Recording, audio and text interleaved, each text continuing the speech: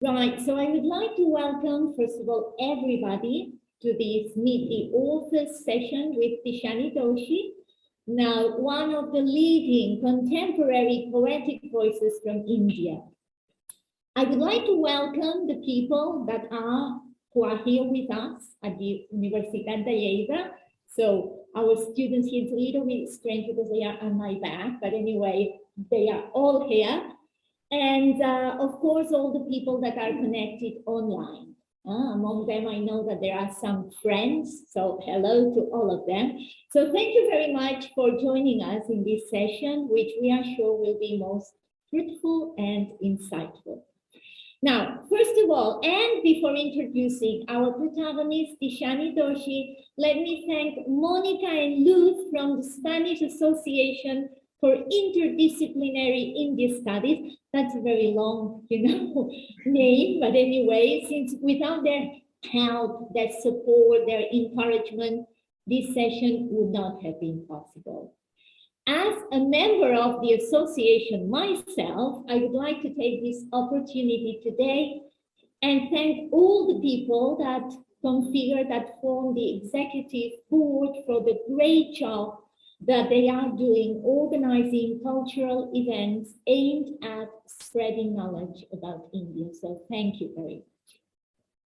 Having said that, let us now focus on our star, and I do mean star with all its connotations. Star as a very successful performer and a star as brilliant, as someone endowed with a talent that she generously shares with other people. A talent that eventually makes us all feel better. The talent we are talking about here is poetry. Poetry in its simplest and rawest manifestation.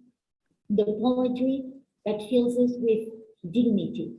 The dignity to know that we are only a little piece in the puzzle that is life, but that no matter how small our human piece is, we do matter in one way or another. And therefore we have a responsibility to be better human beings day after day. And this is precisely what Tishani's poetry offers to us. I perfectly remember how I got to know about Tishani's poetry. I was editing a special issue on Indian Ocean writing called Indian Ocean Imaginaries, and one of the authors, a good colleague and a good friend, whom you all know from the Universidad de Salamanca, Jorge Diego, wrote about Tishani Doshi's collection, Girls Are Coming Out of the Woods. I was so enthralled by what Jorge Diego was telling about this poet who, shame on me, I did not know, that I immediately ordered the book from Amazon. So to cut the story short, I read the book in one sitting. I felt this poetry was articulating something beautifully and conscientiously that was part of my living experience.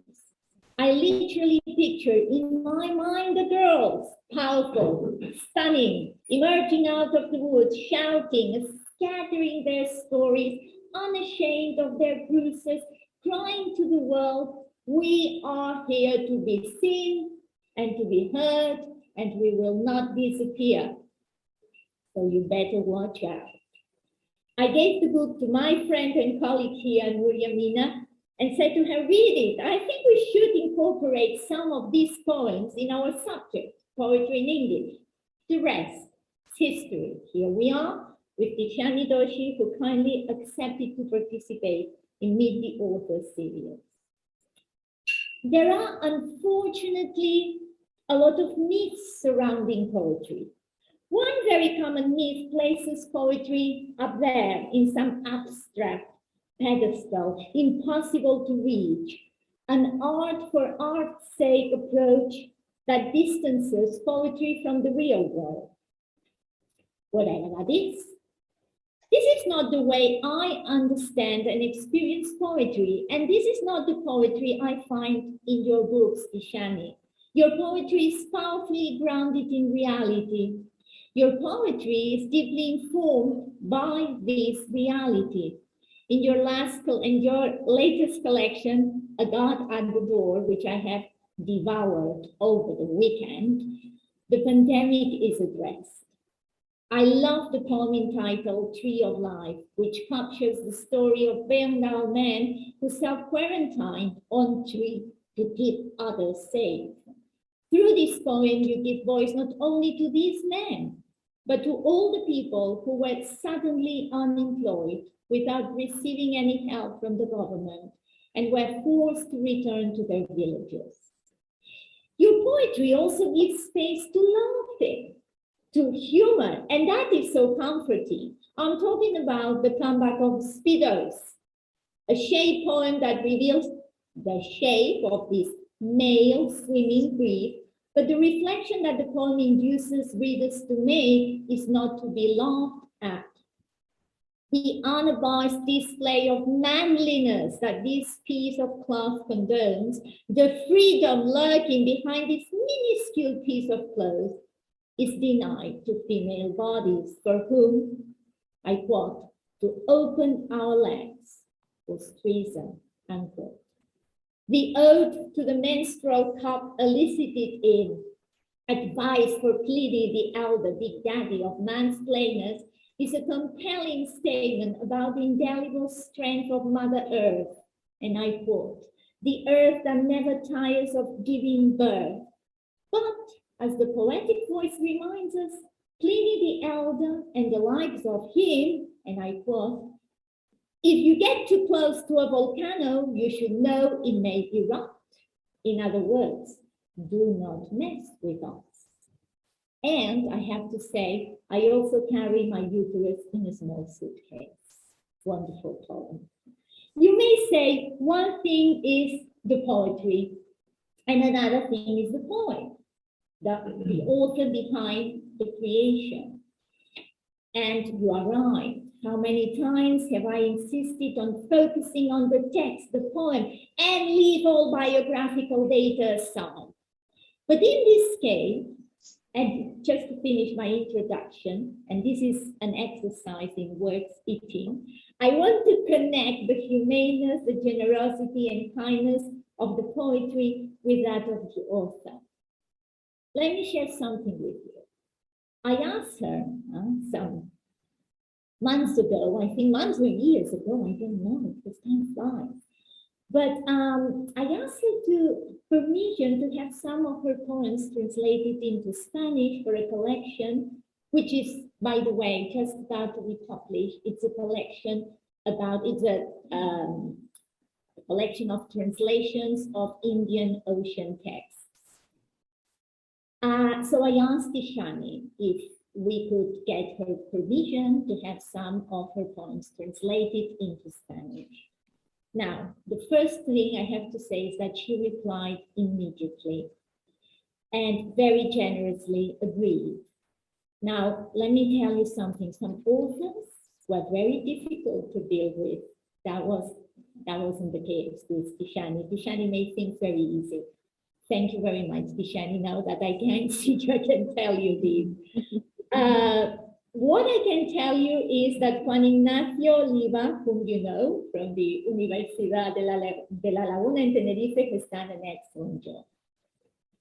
Your poems can now be read in Spanish.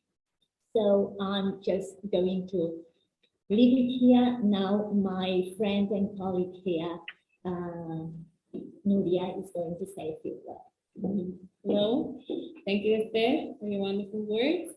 Well, I just wanted to tell Tishani a little bit, and here our students as protagonists, what we did with them, okay, what we did, right? How we worked on your retreat with our students, right? So we introduced, first of all, we introduced you or your poetry through the TED Talk, or one of the TED Talks in which you performed Gas Coming Out of the Woods. I think they were quite, right, impressed by both, right, the movements. You will see there are a lot of questions about that, about dance and the connection between dance and poetry. And after this first great impression, we devoted the whole session prior, to your poetry, but prior to that, they had to write a couple of essays on the poems that we would work on in class so that they would have thoughts about them thoroughly, right? So these were girls are coming out of the woods, of course, and then Tiger Woman, right? So that's the background they have, right? Specific background. Okay, so I'm just going to pose this first question just to break the ice, which is more of a general question from more of a research interest, and then the students are going to pose. So you can give priority, okay, to the students' question. Just Yes. You can answer my question very briefly, okay? Just Sure. So thank you so much for being here. I'm an aging studies researcher. Well, part-time. I'm also an eco-critic, etc. Esther is introducing me to post-colonial research. So, but anyway, I was interested in this age perspective because since you consider female embodiment so much a part, an essential part of your work. I wonder how you perceive the effects of the aging process on the female body, right? And whether your opinion, your view on that is in line with, or clashes with social perceptions of aging.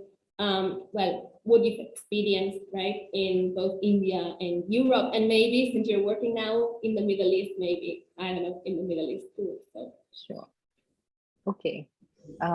Okay, so hi everyone. Thank you, first of all, for that introduction, and it's really lovely to hear that you have spent time with my poems, and I always think there's something very magical about poetry that I'm writing here in a small village on the sea in South India, and you are reading my poems in a very different landscape, and how language is able to somehow move and cross borders, and I think there's something very strong and wonderful in that. So I'm very grateful for you to read my work.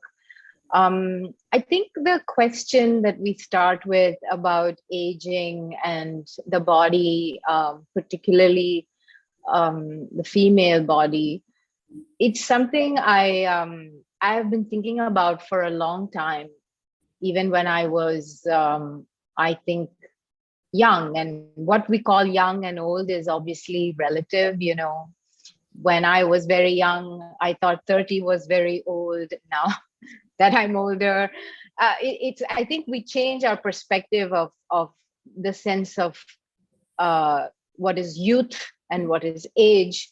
But I would say that because I had a very powerful experience when I was in my mid-20s, in that I met my mentor, my dance teacher, Chandralekha. At that time, she was 73. And that was the relationship that changed my life, or really became a, let's say, very important relationship. And so I had at that time and always this interest in intergenerational dialogue. I was not close to my grandparents, so I did not have that older person in my family. So this was somebody who was a teacher, a friend, and there was 50 years between us. So it was very interesting to hear her speak and about what it is to be a woman and to go through the world. And so she once told me that I should not think of myself as a young woman, but as an ancient woman of the land.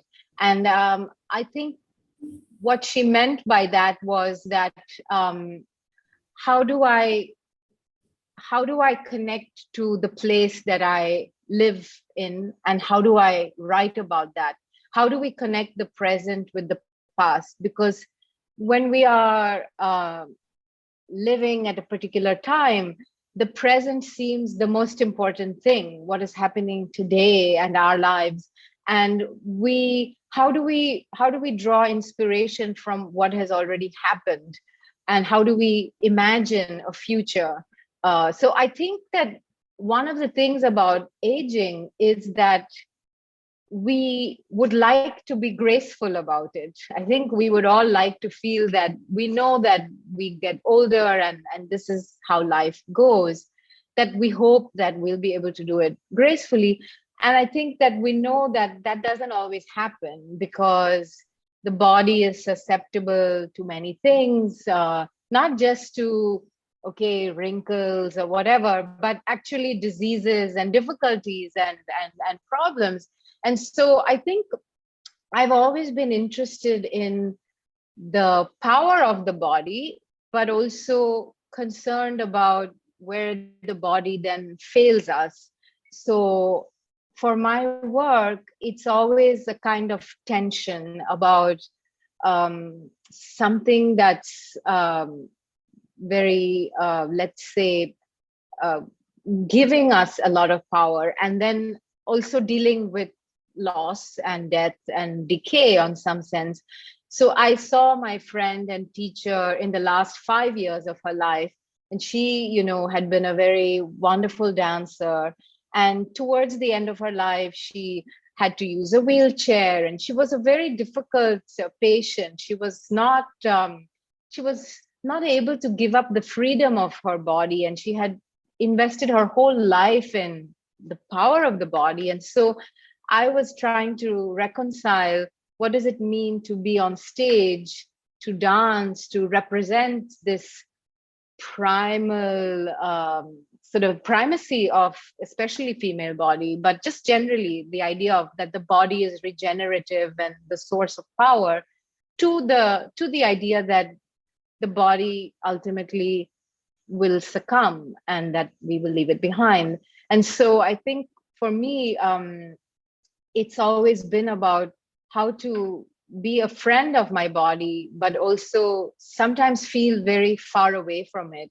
And I think in a lot of poems, I write about this idea of catching up with my body and feeling that, I am here and the body is a little away from it. I want to catch up for it. And I think what it is that we are looking for a sense of wholeness, and that we cannot feel that all the time, that everything is right with the world and everything is it fits.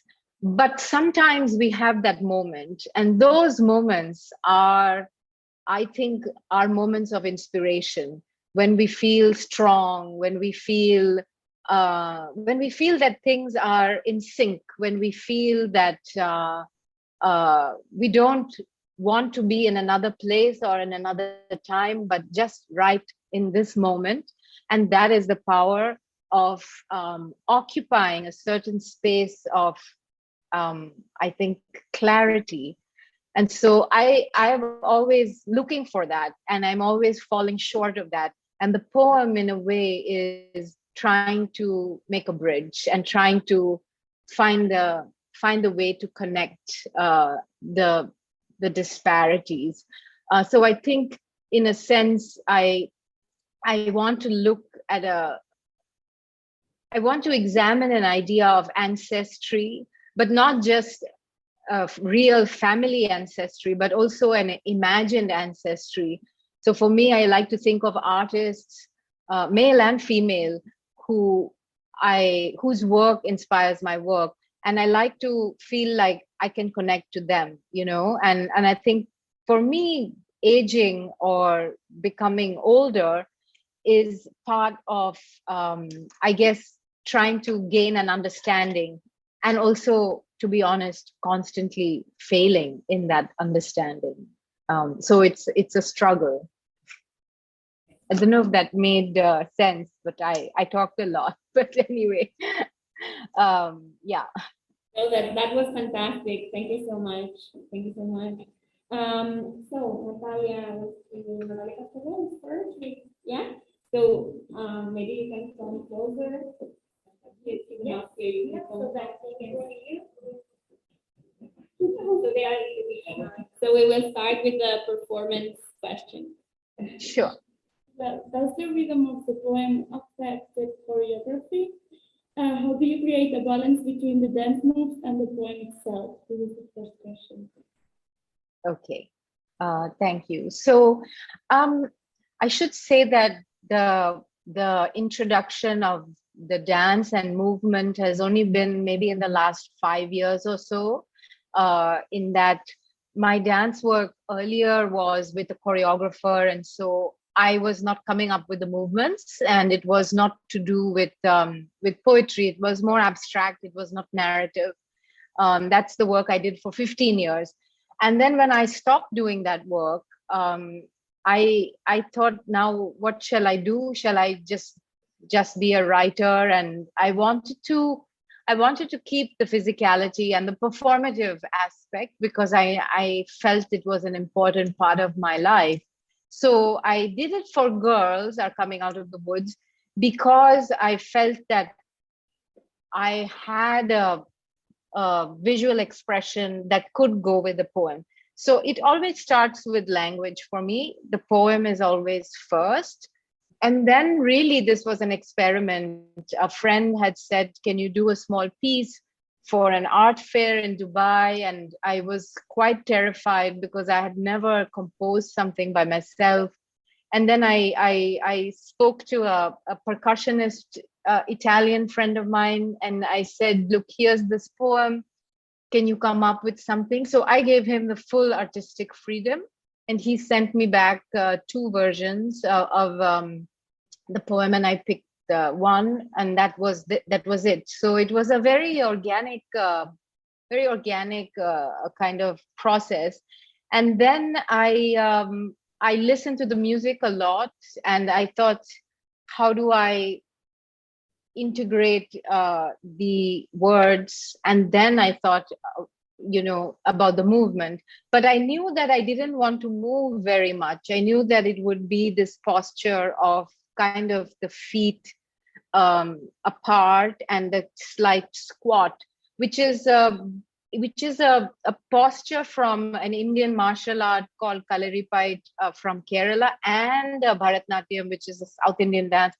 It's a posture that's holding the body to the ground, like you squat like that. And it's a like kind of animal posture.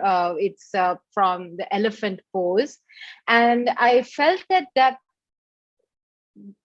poem, in terms of what I was trying to say, had to match the movement. And so even the hand gestures, what we call yoni mudras, are very much trying to sort of invoke the feminine anatomy, because the poem is about how bodies of women are attacked because of that anatomy.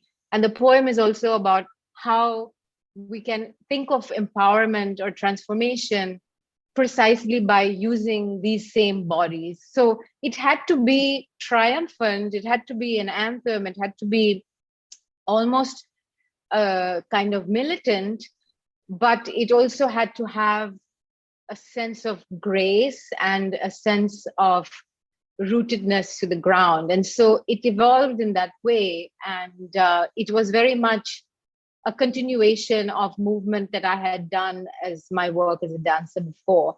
So I think of myself as an accidental dancer, because I'm not really a person who began as a dancer. I really think of myself as a person who goes first to language. So whenever I begin and I want to say something, it's always language first and then movement. But the movement is also a part of my life, because I've been doing it now for so long. So in a way, it's something that now I think together of as language and body as two things that go together, but with the impulse coming first from language. I think that these two other questions are Yeah, already answered. Yeah. Thank you so much. You did such a great job because you advanced more questions.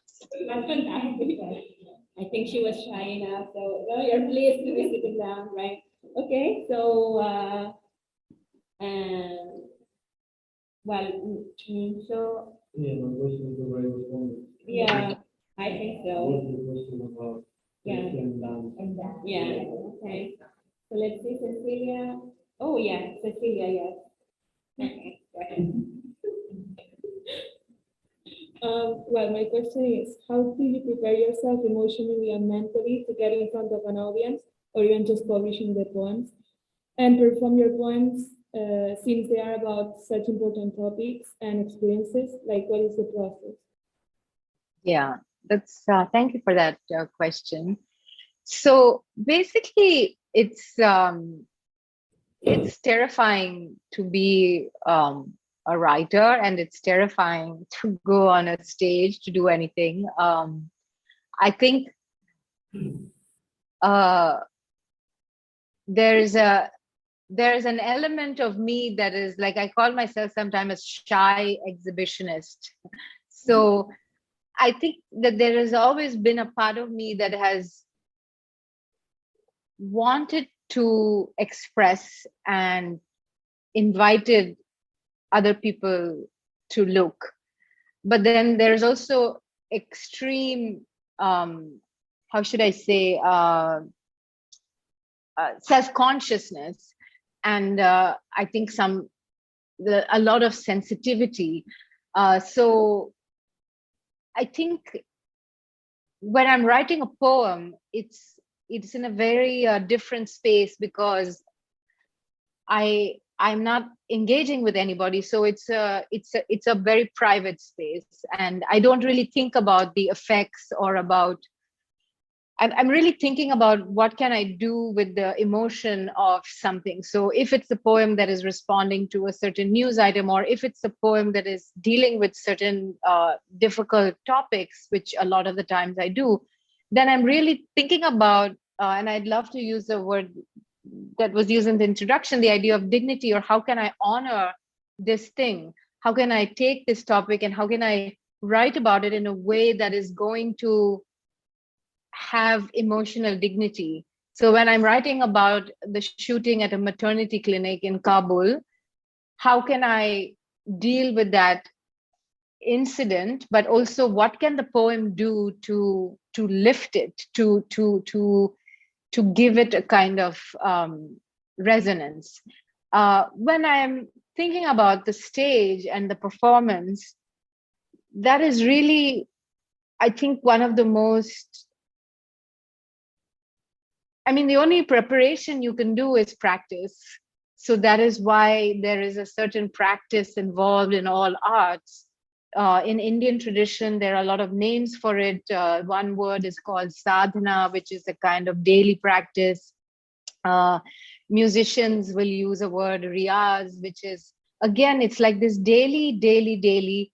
And my musicians friends have described it as going every day to the instrument and trying to find the note, and the note evading you, but every day you go and you try to catch it, and it's a non-stop process. You never feel, oh, I got it. And it's the same thing with writers. You may write one book, you might write 2 books, you might write 3 books. No writer will tell you that once you write a book, you got it. Like, it is a process of renewal that keeps needing renewal. And I think it's to some degree fueled by a kind of fear and uncertainty, because you never really know what you're doing and you are always trying to figure it out. And so you're always dealing a little bit with this thing of, is what I'm doing good enough? Is what I'm doing worthwhile? Am I wasting my time? And I don't think that goes away. And I think in a way it cannot go away. For the work to be good, that it has to be always asking yourself, why am I doing this? Is it good enough? And can I make it better? And in terms of going in front of people, yeah, if you've practiced and you feel confident, you're still going to be kind of shivering a bit before, and then you hope that what you're doing is going to give you back something. At least that's been my experience with dance, that I have been very rewarded by the power of being in a room with people and performing something. And I think I really missed it in the last 2 years. Like, I mean, I wish I could be there now in the room with you, because already now we have the screen, which is very flattening somehow.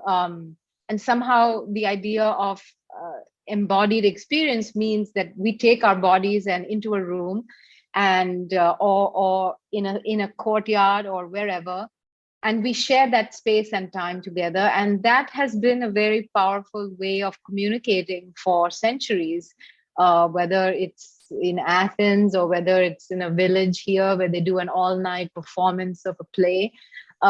Even though we have YouTube and videos and movies and computer games, we're still also doing this really antiquated thing of just sitting down, two bodies, and saying something or singing or playing a guitar. And there's still something very magical about what can happen in that interaction. And I think the way that you prepare for that is that you believe in that process. You believe that there is something that you get from that, not just as me performing for you, but as you coming as an audience to receive, that you get something from it, that there is a possibility. And it's not always that you get something from it. I've been in many situations where it's like, oh my God, 7-hour poetry reading, or a play that's not taking off or something. So of course, it's not always that it's going to be vital and is going to be awakening something in you. But I think the point is that you believe that something may happen, and that you go with that belief, and that as you spend time with it, I also get something from the audience watching. So that is a very old and a very beautiful form of saying, look, here we are, and let's share something. And it's also an idea of maybe a shared vision, which is why if you have had a transformative experience of music or play or a painting, whatever, you feel that there's some sense of alteration or shift that happens because of it. And this is what, again, we keep chasing this idea, because I think there's one of the few options available to us of something that can be beyond us, beyond our ordinary life, something extraordinary, something beautiful, something magical. So I think that's why we go to art. That's why we go to to sport even. I think we want to believe in something extraordinary and beyond ourselves. And so this is a way of participating in it somehow. And the way to participate it is to be terrified, but to still push on, in my experience. Great. So Zinia and Lucia, some of your questions have been answered already. Yeah. Okay, someone else? Yes, sure. As per the meeting.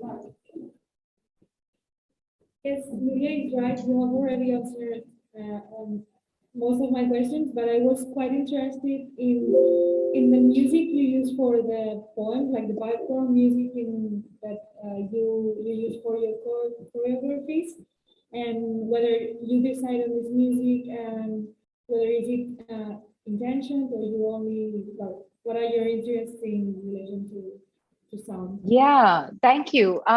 So it's I basically have this wonderful friend who is a percussionist and who plays everything.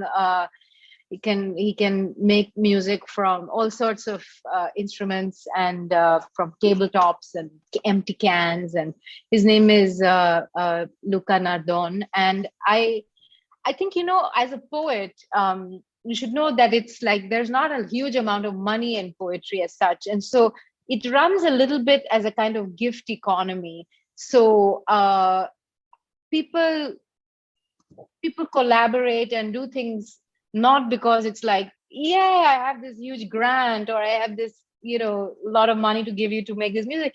It is really to find the kind of person who understands you or gets your work and say, hey, if you have time, could you do something? And then maybe at the end, there'll be a little bit of money from performances. But really, it was this question of saying, let's come together and try to make something. And I asked Luca because I trust him and I love his work. And so I had no decision making about what he was going to do. I just read the poem in my voice and sent it to him and said, what does this evoke for you?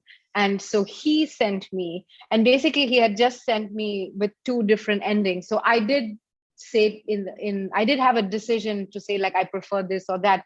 But generally, in terms of the actual inspiration, it was his work. And in a way, I've thought about, what would it be like if you had actually all the money in the world? Who would I go to? Who would I ask? And it almost seems like too much of a choice. And that I liked this very organic way of doing it, where I just say, and he lives in Italy, I live in India. So we just had some Skype calls, and then he sent me a transfer, file, and it was very basic. And yet I've performed that now for more than 3 years, and I've just performed at the Sydney Opera House the same song, the same dance, which and I was thinking about it when I went now, that I could have at least gone into a studio and recorded it, but I recorded it on my iPhone with his music and my voice. So it has like sounds of the bike on the street outside my house. So some Indian street noises also in little parts of the poem. And I thought, it's okay. It's fine. It adds a layer of texture, sound texture in the poem. And this is what this piece is now. So maybe another piece will be different. But I love that this piece, which was an experiment and that has now been performed for these 4 or 5 years, emerged really with 0 money and just talent and good faith and trust between 2 artists to say, hey, do you want to work on something? And I think there's a lot to be said for that, and for that experience of, I think in general with poetry also, the ability for people to say, yeah, I can spend some time doing this, and it's not like you have to have this huge budget or anything. So I really love that gift economy of poetry, and I've had that experience with other musicians and other friends who have always sort of been open to collaborating or doing interpretations, and in a way it enlarges the poetry, which I'm very grateful for. Thank you. So, Mina, now that we can see the vertical topping. Hello. Oh, sorry. Hello. Is did you receive criticism to the controversial topics you talk about?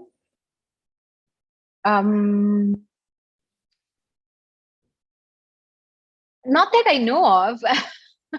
I think criticism is, I think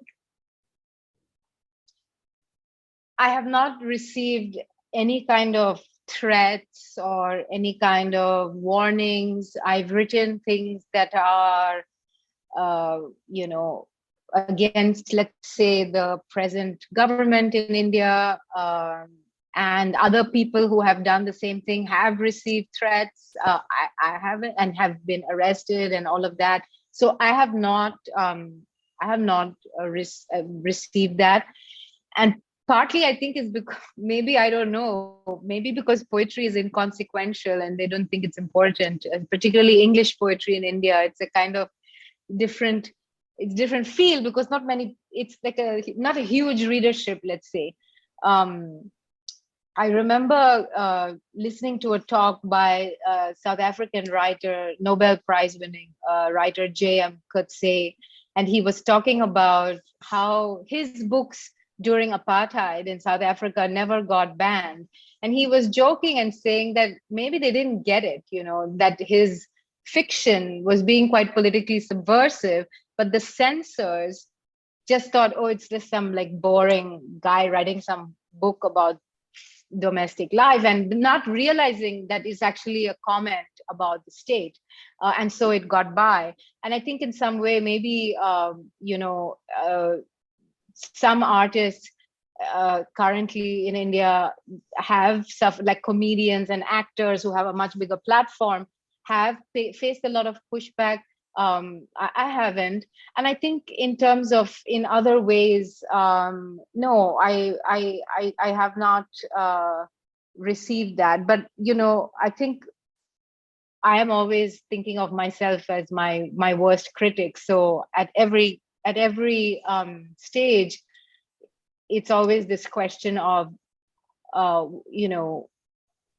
you writing, like, why are you choosing to write about certain things, and not to have a knee-jerk reaction, particularly with the newer poems, which tend to be responding to the news. I think we are all expected to have opinions immediately about whatever is going on, about whatever world situation is happening. And I think as a poet, I understand that actually some things take a lot of time to reflect a response, and that you can't just immediately have something, you can't just write a poem, within a week, although I have done that at times. So it's like trying to understand, is this really the right thing to do, or should I sit with it for a longer time? And I think that's a really important question to ask yourself as you write. Like, am I trying to represent someone's story?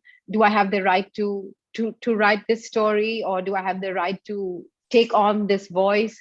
Am I trying to speak for somebody who doesn't want to be spoken for? So these are questions I do ask myself. And I think for me, the way to reconcile it has always been, how am I trying to connect myself, the I of the poem, which is sometimes me, Tishani, and sometimes the poetic I, with the world that I am living in? And I would say that my concerns are, very much to do with environment and gender and inequality. And am I intervening with the poem in a way that is trying to alter or trying to transform, and not to just be preachy or not to be obvious, but trying to actually make an important intervention? And so that's what I ask myself. And so these are the questions I am already anticipating from critics before. But I would say so far, touch wood, no, I have not received any kind of pushback, particularly from the state, which I would say would be my main concern at this point. Thank you, Esther. May I ask a question to our guest, Núria? Miriam, could we first let our students? Oh, sorry. Okay. After the students, hopefully we will have time, and then of course you are all very welcome to ask questions. Thank you. Sorry. No, that's fine. We want to make sure that they have this opportunity, because it was something that when we organized it, we were actually thinking of that. Okay. Thanks. So, sorry. Okay, thank you. Hello, Tishani. I wanted to ask you, have you ever felt under pressure because of any publisher, or even because of yourself when writing a poem? Like, well, I have to get hurry, because if not, I will disappoint someone, or something will go bad, or whatever. Thank you.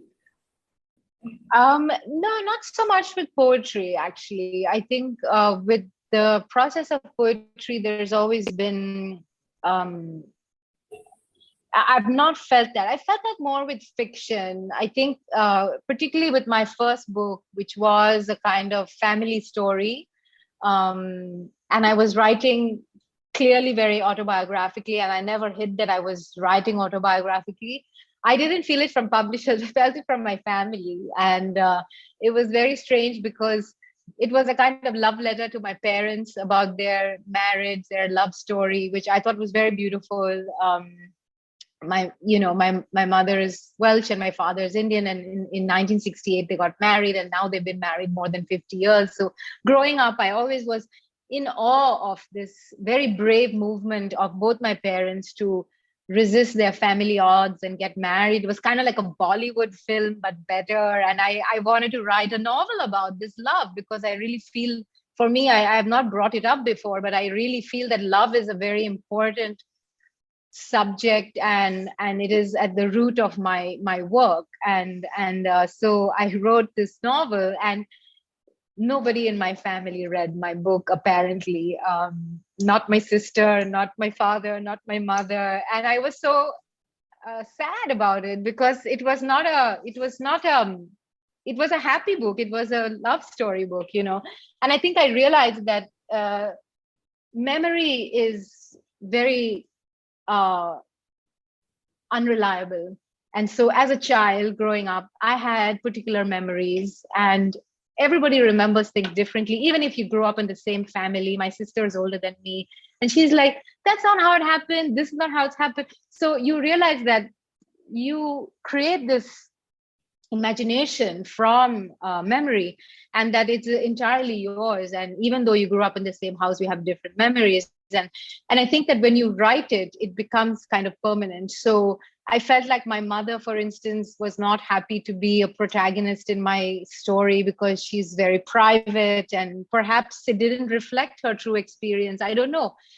But after that, I said, all right, I'm not going to write anything more about you guys, so you can, relax. And I think that was my greatest pressure, that that as a writer, whether you're writing poetry or fiction, it's impossible not to take from real life. Like even if you're writing sci-fi, like you are interested in certain subjects because they matter to you. Why do they matter to you? Why do you care about the environment? Why do you care about football? Why do you care about, I don't know, dogs? You do because you have a connection to that thing. And as a writer's job, it's like you examine that obsession, you examine that relationship. And so you're not disconnected from real life. And so I don't believe any writer who says that they don't write autobiographically. Everything is autobiographical. I don't write about a thing that I don't care about. So I write about the things that I care about, and the world that I inhabit, and the people that I come into contact with. So whether it's my father, or whether it's a stranger that I just meet at the supermarket who happens to tell me something that somehow resonates, I will use it. And I think at some point as a writer, you also have to get over that fear of saying, oh my God, my mama's going to read this. What is she going to think? Like, oh God, yeah, she's going to know that I had sex, or she's going to know that I did this. And you just have to say, okay, it's fine. You have to write the thing that you have to write about, and you have to write it with as much, I keep coming back to this word, but you have to write it with as much dignity to the thing as you can, and as much honor to the thing as you can. And I think that you want for it to affect somebody else. And so if I have to take my parents' story, and if I have to fictionalize it, and if somebody else is going to say, I really love this book, I'm still going to do it. I would still do it again, So I think that basically there is a saying that if there's a writer in your family, you have to beware. And that's probably true, because if you tell me something, then I'll probably use it in a poem or not. And I'm married to a writer too, so it's very dangerous because of both of us. We are constantly curious about life and listening. And I think the thing to do is to treat it with as much respect, and to hope that by making a poem or a novel, you are making something that lasts, and that's something that's beautiful in some way. And so I try not to be offensive, and I don't want to offend anybody. But I think if you try to think that you're never going to offend anyone and never going to piss anybody off, or then you're just never going to do anything, because it's impossible. So you kind of have to just choose your path and stick by it. Okay, so now for the infancies, in that?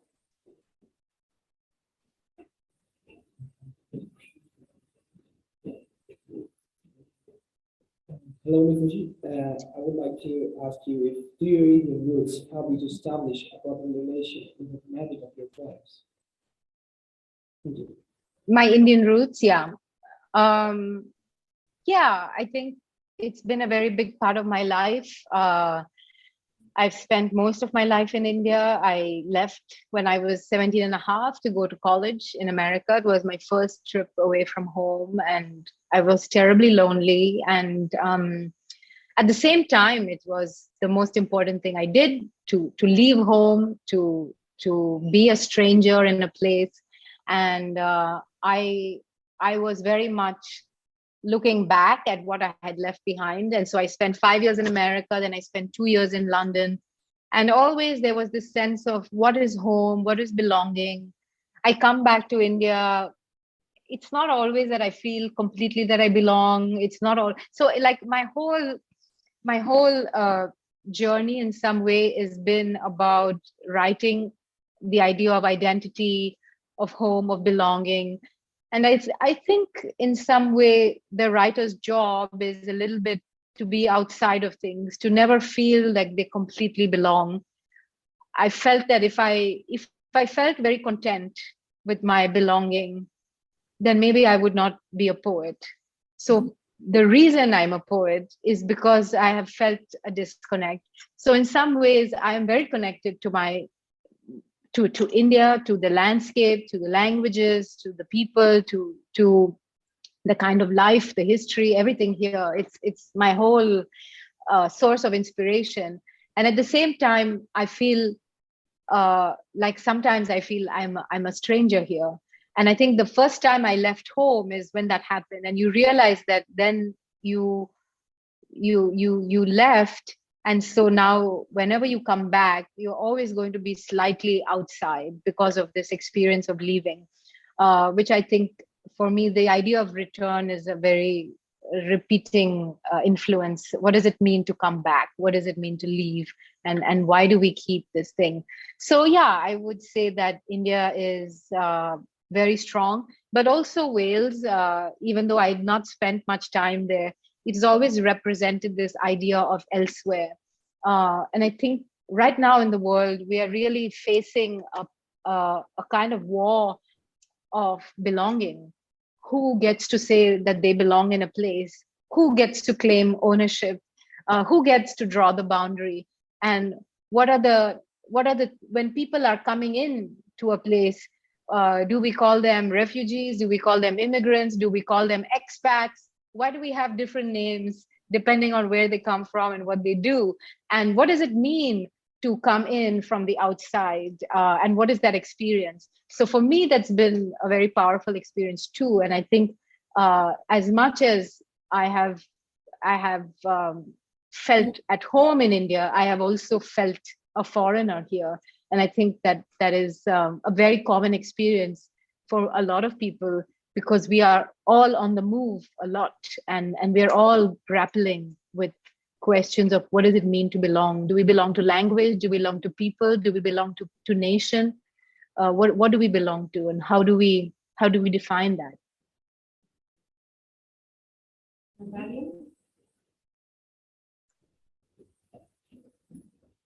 Hi, first of all, my questions were related to the influence your mother had being a Welsh woman on your poetry, and were they more or less than the influence studying and living abroad in the US had on the poetry? Thank you. Okay. Yeah, I think the Welsh are very famous for their lyrical, their song, their poets, their choirs. I think there's a sense of mysteriousness for me. I always call Wales my elsewhere, and I have a book of poems called Everything Begins Elsewhere, my second book. And this idea of always imagining this other place where life is happening or something is better, but not the place where you are. And I always suffer from that. I think the the modern parlance would call it FOMO, or fear of missing out, that something is happening somewhere and, not where you are, kind of thing. And in a way, Wales has always represented this idea of the other, because it's the place of my mother's life, her childhood. And I often imagine, my parents met in Canada, and I often think, what if they stayed there in Toronto, which was their original plan? I would be Canadian. I would be quite different. How would that be? So, it's a kind of fun thing to imagine, like you grow up here, you grow up there, the circumstances of your birth make you what you are. And certainly the circumstances of your travel. Going to America, I'd never been there before. I landed up in a very conservative part of the country in North Carolina. I was shocked because I had grown up on American, movies and sitcoms, and I thought that it was very progressive and liberal. And I was shocked when I got to America because I landed up in a very conservative, religious South. And I thought, oh, this is not what I was expecting of America. So, but I also discovered poetry in America, and I also discovered a kind of freedom of, making your own choices. What do you really want to be? So I think all these things influence you. I would say I found my voice in America, that idea of I want to be a poet. And I certainly don't think that if I had stayed in India, it would have taken a longer time to say that, yes, poetry is something that you could do. But also that the shock of the experience of being away was important. And it was a kind of shift to saying, okay, I'm feeling all these things and I'm going to put it in a poem. So I think both things influence and continue to influence. I read a lot of American contemporary poetry, and I really always love the sense of their engagement with kind of creating an almost conversational style of poetry, an accessibility of poetry, which brings it into the now, which makes it immediate. So I find that a very seductive sort of aspect of trying to make poetry contemporary. Because when I was in school, I was not studying contemporary poetry. I was studying a lot of like English, romantics and Wordsworth and all of that, which had nothing to do with my life, and it was fine, but it didn't really speak to me. And so I felt that what is this thing? What is this magic of language that suddenly this poem, if you can call it a poem, and then I realized that actually, yes, you can call it a poem, and that poetry is a large habitation. And if you read poets from different countries, you understand different things. And so I try to read poets in translation, but I also always come back to the American influence of those poets working in English, because that's what I write in, and I'm interested in what they're doing with language. So yeah, I think both the Welshness as elsewhere, but also the American experience have deeply influenced me.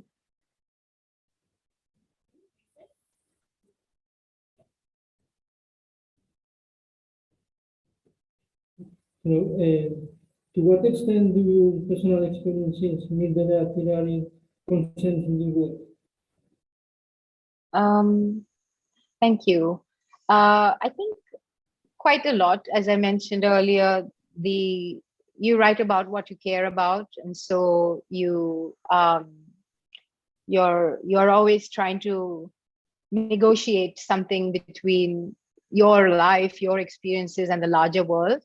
I think when I started writing poetry, I was very much writing about things that I was experiencing, and so it was, let's say, from the inside going out. Very much poems about emotional experiences of my own personal things that then I tried to bring to a larger concern. And I think that maybe in recent years that's changed, and now it's maybe the other way around, where I am more affected by the craziness of living in a 24/7 news cycle and being bombarded with this news of the world outside and saying, well, how can I bring that into my life? And how can I bridge this gap between the outside and the inside? And how can I try to make a link? So I think no work gets made unless you have some personal stake in it, whatever that stake may be. Okay. And regarding the audience questions, I think you more or less answered already Anna's and Natalia's question, right? Yeah. So we're going to move into the personal, although we had already, we always touch Yeah. on that, but okay, so that's I have two questions, and the first one is, why did you take up dancing in your 20s when it is the time that most people in general would consider late? So, like, what inspired you to do so, and did you have doubts about it? I didn't choose to go into it. It kind of happened to me. I moved back to India because I wanted to write, and I was tired of being away. I came home to live with my parents, and so basically I wanted to do something, and I heard about this martial art class. So this is it's one of the oldest martial arts in the world. It's called Kalaripayat, and it's practiced in Kerala, in the other state across from me. And I heard about these classes, and so I went along because I wanted to do some form of exercise. And I was doing the classes, and the guy who was teaching was a dancer with this woman Chandralekha, and they were looking for a dancer. And he saw that I could do certain things, that I was very flexible. I had done yoga, that was my physical training. And so he said, we're looking for a dancer, would you be interested? And I said, okay. I had just come back, I had no plan, so I said okay. And then I met Chandra, and she said, can you do this, can you do that? She asked me to do some backbend, she asked me to do something, and she said, do you want to come work with me? And I said okay. So I did. And so I think it was one of those things that really, we use the word serendipitous, something happens, you don't look for it. If I think about my life as a writer, I worked for everything. I really, really wanted to do this. It was like an ambition, but a desire. It was my goal. I wanted to write. I wanted to publish. This was what I felt I wanted to do. And dance was just, came out of nowhere. And it was this wonderful, happy, lovely addition in my life. And I did not search for it. It just happened. So I think I was open to the idea. I think also for my teacher, she was very happy to meet somebody who had not studied dance, because she always very affectionately called me her non-dancer. So she loved to tell people that I was not a dancer, because she had worked a lot with classical Indian dancers. And if you work in the body in a particular way, you learn certain things. And then she was moving away from that, so they had to unlearn it. So she always said, your biggest thing was that you were open. You were open, and so we could work together. And there were things that I could do, things that I couldn't do. And she just worked around whatever I could do, So it was like, this is my body, this is what I can do. And so she created the piece for me. And so that's how it was. So it was a kind of, one of those wonderful things that you don't look for, but happen to you. Thank you. And my second question is, why do you choose to label yourself as hybrid as opposed to other words like mix? Thank you. As opposed to other words like what? So other people with parents from different ethnicities or choose to label themselves as mixed, and hybrid is something I have not heard from someone. Oh, yeah.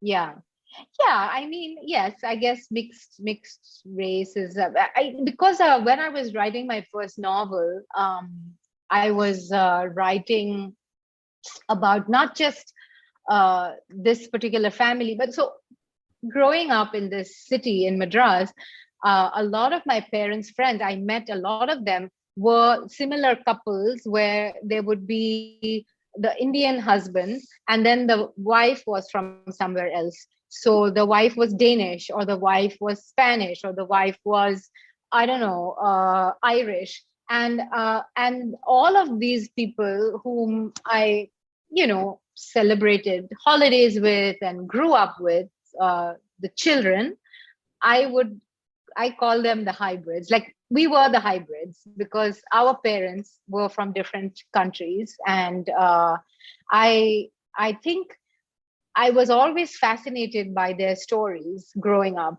My mother's story, one, but also other women. And I was interested in what made them leave behind their homes and come to India. And some of them came in the 50s, some of them came in the 60s. It was a really crazy thing to do. One of them came on a ship. It took 2 weeks for her to get here. Some of them never saw their families again. Some of them maybe saw them once or twice. Like, it was not the way that we have travel and Skype and phone calls were impossibly expensive. Travel was impossibly expensive. So I was just, I mean, I think even at a young age, I was just like, wow, you must have really loved this person for you to leave everything and come to this country, which you know nothing about, and make your life here. And it's such a bold move. They did it when they were 19, 20, 21, like they were young, and then they all lived here and they didn't go back. And I was interested also in that reverse immigration story, because a lot of the fiction, at least in the Indian context, we read a lot about Indians who go west, then they meet somebody there, they marry there, they stay there, and it's like, what is that experience of being mixed race in London or mixed race in Toronto? I think I read a lot about that. I wanted to understand what is the experience of that hybridity in India, where the thing that is marking your difference is not your brownness or your blackness, but your whiteness. So people would say to me, oh, your mother is a foreigner. And it was like, so it was my mother who was strange because she was white, and so the examination of that. And so the hybrids was a way to look at this idea of mixedness, of a kind of coming together of two different cultures, as a kind of celebration, honestly, because for me, even though those kinds of combinations, especially back in certain times when it was not so, let's say, accepted, so societally, I think both my parents' families had a real problem with it, and then they got over it, but they accepted it eventually. But it was not immediately okay. I think that experience of choosing what you want to do, choosing who you want to be with, choosing the family that you want to have, I thought it's full of love and full of bravery. And I think I would look at the children as the example of what is that. And then being a hybrid myself, I think you understand that you never feel that you can tell anybody else, oh, I don't know, you're always struggling with belonging in a way. And I think it's a good thing. To not feel that you can tell somebody, oh, you don't belong, or you don't, you cannot take on that bullying role, because you have always been a little bit on the margin and you represent something else. And so I've always seen hybridity as something to aspire to in every way that we can. And not just about having babies with other people who don't look like us, but I mean in a more imaginative sense of what does it mean to live in the world and to forge these connections that are outside of just what we know. Because I think that it enlarges our vision and rather than shrinks it, Whereas if we get too much into this thing of this is how we do it, this is our way of doing it, is always like putting up a wall and saying these people in, those people out. And I think I'm always trying to say, get rid of the wall. We don't need it,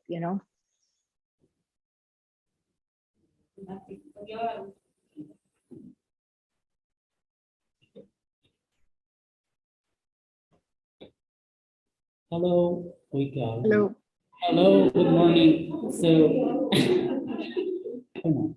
provided that your poetry really takes into account the role of being a woman, and how and puts the focus on the bodily experience of being a woman, I gather that it is very important for you, and we can see it through the topics of your poetry. However, I wanted to ask, how do you think your experience as a woman in this patriarchal society has shaped your style of writing? Not so the topics, but how you use poetry and words to transmit the message. Thank you. Thanks. Yeah, that's a great question. I think that, there's an acknowledging of the power structures of what does it mean to be in a patriarchal society. If you are man, woman, trans, whatever, you are like all trying to find your way, and how do you try to subvert, or how do you try to get power? I think power is a very important word here, because really it's about getting power, from having power being taken from you. So for me, I feel like India is a very interesting example, because it's a patriarchal society, but it's not without a kind of very strong female power symbolism. There is a lot of female power in terms of religious iconography, ideas, symbolism. Every street corner will have a shrine, what we'll call a mother shrine. So the oldest ideas in this country come through an idea of feminine, let's say, divinity.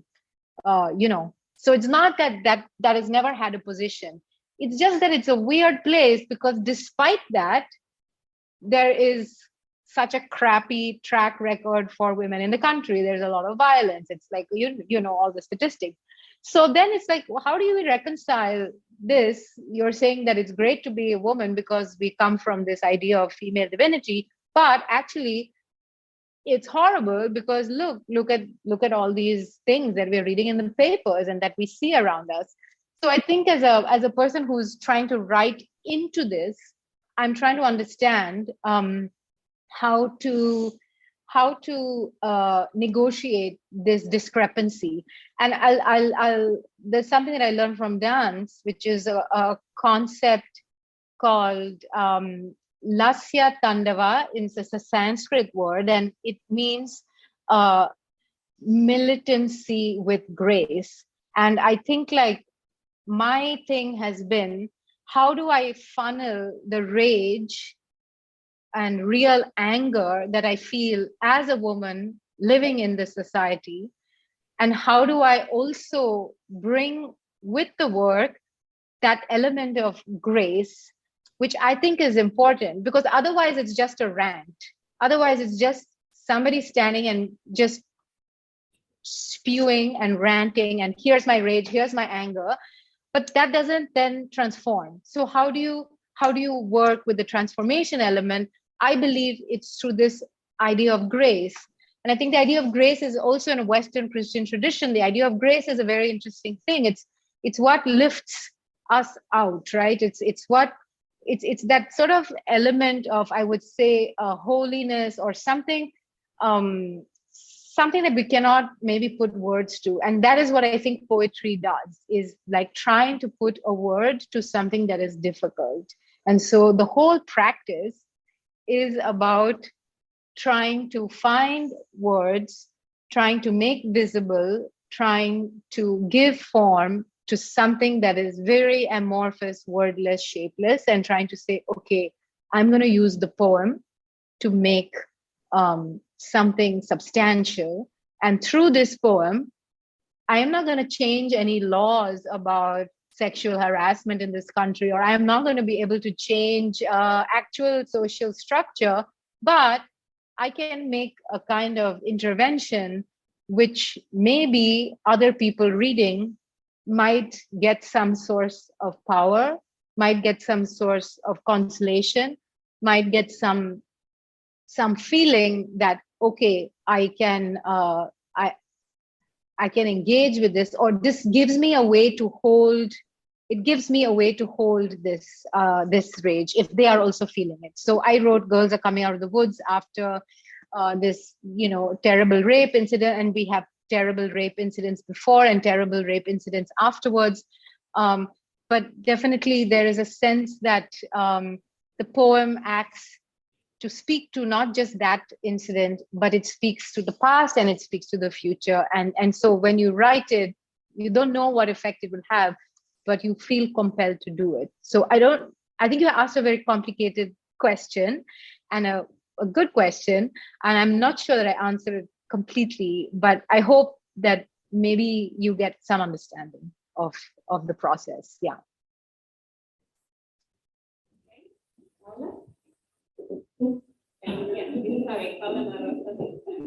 Hello, thank you for being here. My question is about topics and the characters that you talk about in your poems.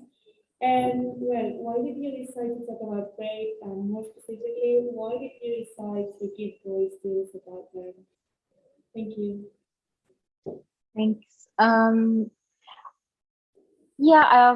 just say that perhaps the idea is not so much thinking always that you write poems towards certain themes.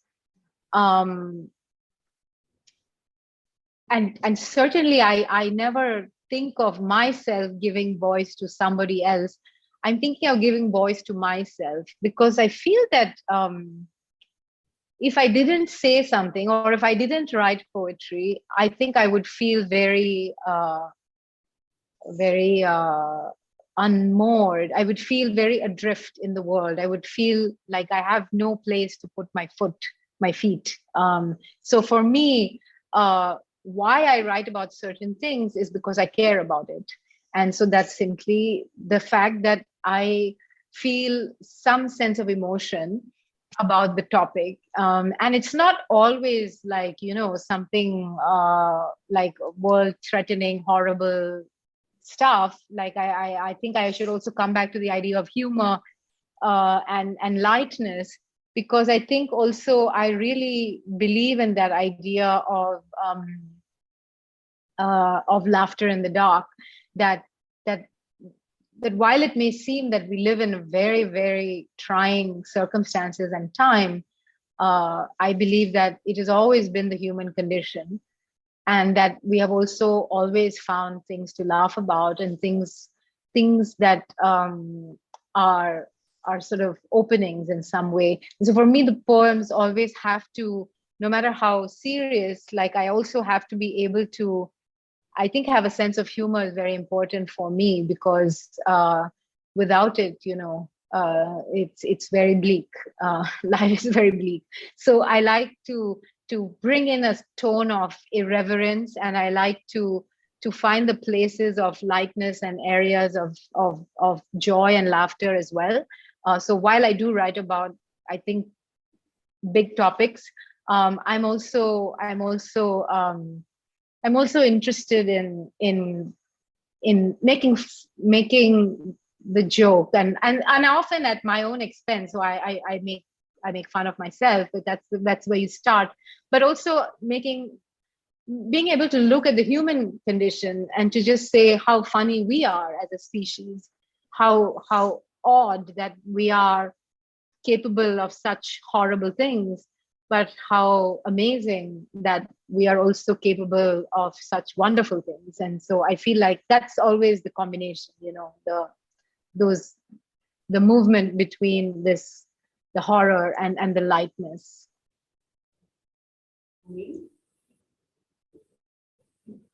Hello, Tishani, nice to meet you. My question is, do you follow a process in particular when writing your poems, or would you say it's more a stream of consciousness? Thank you. So it's not one process. Each poem has a different work, a different way. I think a lot of it is, I need a kind of, what I would say, a trigger, like what is triggering the poem? Where does the poem come from? Sometimes the poem is from an image. Sometimes the poem is from a line. Sometimes it's from a news headline. Sometimes the poem, where does the poem come from is a question I ask a lot. And because I write prose as well, sometimes I'm not writing poems for a long time. And then I panic and I'm like, how do I write a poem? I don't know where to begin. Where do you start a poem? And it's a mystery to me. And I think I don't know. So every time I sit down to write a poem, it's a mystery. How does the poem begin? How does it end? And will it happen again? Will I be able to write another poem? And so I think it's sometimes it comes very naturally in a kind of stream of conscious way. A lot of the times it's not like that. It's draft after draft after draft. And usually I just free write and I understand that there's the poem, So I tell my students, because I teach creative writing, sometimes we have to speak a lot before we get to what we really want to say. So it's like this throat clearing of writing, and then I say, oh, there in the third stanza, that's what you want to say. There's the poem, that's the heat of the poem, that's the engine, and then that's what you want to concentrate on. So I do that for myself. I try to follow my own advice that I give to my students, which is that where is the heat of the poem? Where's the heart of it, and you get that by just writing and practice, and you recognize that this is what I'm trying to say. I never set out with an agenda. I don't know what I'm doing when I'm writing either fiction or poetry. I write in order to find out. Okay.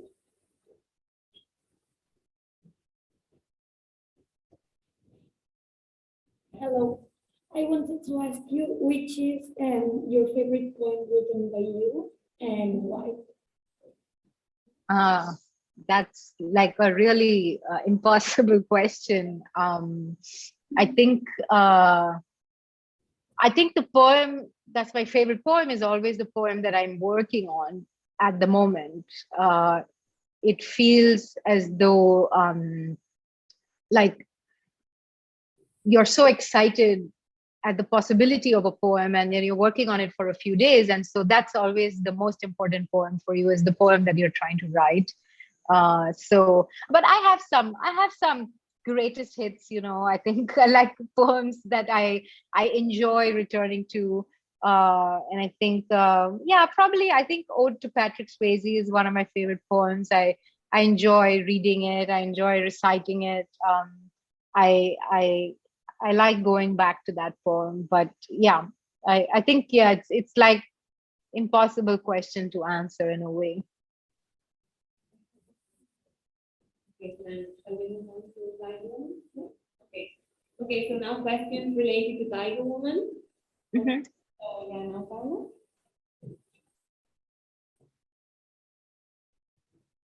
Hello. Hi. You mentioned that you like to write poetry that speaks to you and that you prefer to connect to poetry. And while I was reading Tiger Woman and found out that it's inspired in a painting, I was wondering if the story, the narrative of the poem, was already attached to the painting, or if you came up with it yourself. Thank you. Yeah, no, I came up with it myself. Basically, I saw this painting. It's quite small, and it was at Yale at their art in their one of the museums, and it stayed with me for a long time. And I think partly because that image of the woman and the tiger was very powerful for me, and I had seen other artworks like that, but this one particularly because of the water, and underneath it's one thing, and above the water it's another thing. I was very interested in that idea of what you see and what you don't see. And so and then I thought, when I started writing the poem, where is my eye going to? Because the eye goes immediately to that tiger woman because it's so wonderful.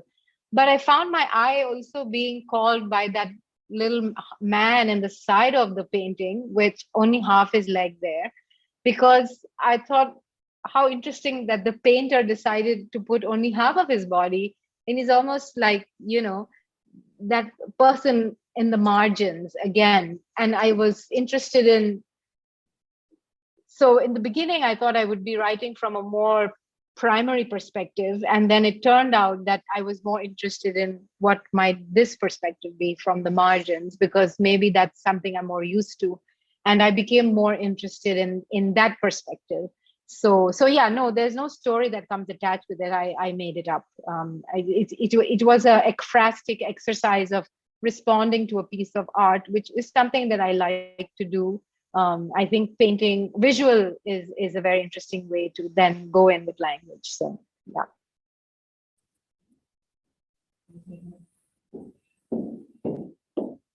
Okay, I think our students had a chance to ask their questions, which were talking about giving voice to the subaltern. They are not subaltern, they are our students, we love them. But sometimes we tend to, not to listen to them attentively. And I think it was a very good chance for them to actually pose their own questions, right? Because they have a lot to say. I always tell them that they have got a lot of things in their minds, so that they have to just say. So now I think it is about time if people in the audience, the people that are connected, would like to ask any questions. I know that Miriam wanted to ask something. So Miriam, go ahead. And sorry. Yes, can you hear me? Yeah. So first of all, congratulations on your well-deserved success as a poet. And I have a question for you. So I was really impressed by your words about our experience as bodily organism functioning in interaction with an environment as an indispensable step to human understanding for meaning and rationality, and as a consequence of creativity, no? So your words recalled in my mind Doris Lessing's literary productions and her idea about the prevalence of metaphors in daily life as contributing to human understanding and experiencing one kind of things in terms of another. So for an example, in the body in Lessing's literary production, body as a metaphor carries a multitude of meanings to illuminate on a female protagonist's changing relationship with society, with their family. And with themselves, as they have become an important site of shifting power relationship in her stories, no? We know, you certainly know that Lessing's early life, you certainly know the diverse locations of Lessing's early life. So as she was born in Iran to English parents, she was raised in southern Rhodesia. And also this made it natural for her to become a sort of spiritual ambassador between East and West, exactly as you are, no? And as a working resident of London for most of her adult life, she introduced their contemporary Western audience to ideas and literatures from the Muslim world, you know, when these in the 60s, so when these were far less familiar even than today, you know. And she challenged her readers to travel the road not taken and consider Sufi teaching as a possible alternative to Western conditioning. So I was just wondering whether Doris Lessing may represent some sort of a source of inspiration for your poetry, although Lessing's productions are mainly novels or short stories.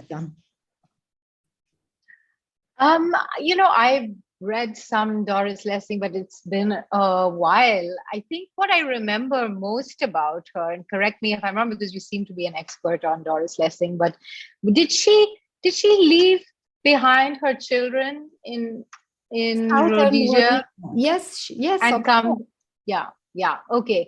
So I think that this is what I always remembered about Lessing, is that when we have these discussions about what does it mean to be an artist and what are the choices that people make, and particularly now, I think when we're trying to be very inclusive in our syllabi and saying like, we want to, who are the artists that we're going to give space to, and I always think of the fact that this sense of how shocking it was for people that the mother leaves behind the children, and it was like, oh my gosh, this treacherous behavior in a way, and this sense of how men generally are not questioned about their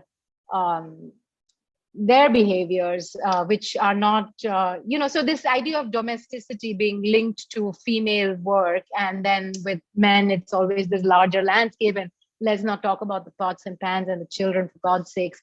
And so I've always admired Doris Lessing for, I guess, her artistic purpose, but also this sense of what her content of her work was, which I think was very feminine. I see it as very feminine and feminist, and so in that way, that sense of looking at the life story of artists, which I'm very interested in, and which people are always trying to separate from the work. But I think you have to understand there is a relationship between the life you lead and the work you create. And there's these things that seep over. And of course, yes, the work is not a stand-in for you, the person. So it is separate, but it is linked to the life. And I always like to, I like to read about Lawrence, and I read about Tolstoy, and I'm like, oh my God, Tolstoy was such a whingy, and he was quite mean in some respects. He made his young wife, read all his diaries and the horrible things in there about all his sexual escapades, and poor thing was traumatized by it. And in a way, what are the invisible factors that make it possible for somebody to be an artist, and what is the support system? And so examining that. So I've always thought of Lessing as a kind of interesting example in that sense, along with her own hybridity, to bring up that word again, but also a kind of unabashedness about her work and her subject, and her commitment to her writing. No, I've noticed some points of connection between your inspiration and Lessing's inspiration, in Lessing's, even in Lessing's complex vision of human origins. The notions of revelation, of primitive, of art are constantly intermingled, and to each of them is attributed the quality of a high form of thought. And art is intimately connected to myth and ritual. You mentioned dance, and even dance may be considered some sort of ritual, no?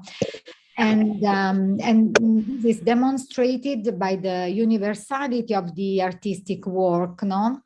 And which is useful but also beautiful, as it is created in full harmony of the parts with the whole, no? And the work of art is and the expression of man as a demiurge, so someone who reorganizes the universe, and both these activities are expressions of the divine work. You mentioned even this concept of divine work on souls and on the world. So I think that you have much in common with this Nobel Prize winner artist whose name is Doris Lessing. Thank you. So I don't know if there are any other questions from the audience. This is your last chance. No? Right, so I'm going to take the opportunity, since I started, I introduced you, but I didn't actually pose any questions. So let me just pose the very last question. You see, the Mexican poet Octavio Paz said something in this beautiful book about poetry, about the art of poetry, the poem La Laya. He said something that caught my attention because I thought it was so very true. He said that there is a poem waiting for us out there individually. So each of us has this, specific poem that is waiting for us to be read. And I remember when I read this, I thought about my own experience. I said, yes, this is true. I remember when I was, I don't know, maybe around 10 years old or so, I was in primary school and we had this teacher who read out loud to us a poem from the Gypsy Ballads, El Romancero Gitano by Lorca, Romance de la Pena Negra, translated into English as the Ballad of the Black Sorrow. And I remember I was mesmerized. Now, I did not understand the poem. How could I understand the poem? It was impossible. So, not rationally. But I felt that that poem was out there for me to be read. And then later on, when I was already a student, a college student at the university, and I was doing English, I remember that the poem that I read that made me think about this was Her Kind by Anne Sexton. My question now is, are there any poems or is there any poem out there that somehow had left, this mark on you, that you say, this, yes, that was the poem, or these were the poems? So I guess I'm asking for influences here. Yeah. No, it's a really lovely idea and question. And I think the truth is that there's so much of the ego in play with being an artist and writer and being a person, really, because you can't help but see things from your own perspective, because you inhabit your body and your mind, and that's how you perceive the world. And I think one of the things that I'm really interested is in how we how it just feels that something is speaking to you directly. What is that quality? Because honestly, the poem that spoke to you probably spoke to also hundreds of other people too at different points in their life. And what is it about poetry, particularly, that has this quality of intimacy? How does it feel that that poem was meant for me, or that poem came into my life when I needed it? You see what I mean by ego? It's like we are always, I think, if we are open to such things, looking for things that are going to change us. So if you're open to things, if you're open to poetry, if you're open to literature, music, whatever, you're kind of keeping your eyes and ears open for the thing that's going to be the thing that you love, And what is it about poetry that feels like how does it feel that the poet who may have been dead 100 years ago is speaking to you in your ear? And why is that happening? And how does that transaction happen between the poet and the audience? And I don't know, but I think that there's something about maybe the orality of poetry, its beginnings, that it was an oral kind of tradition of speaking it aloud. And so much of it depends upon sound and reverberation and a kind of, it's not just words on a page. It's not just words on a page. It's how do those words sound? How do those words take off from the page? And so for me, it's like, I can tell you that I have many poet gods that I return to again and again and again. But I am so greedy as to always be looking for more poet gods, because I want that feeling that you described all the time. I keep wanting to hear that thing that felt like it was just being written for me, because I want that electric shock in my body when I hear words being put together in a particular way and just feel like, oh, something happened.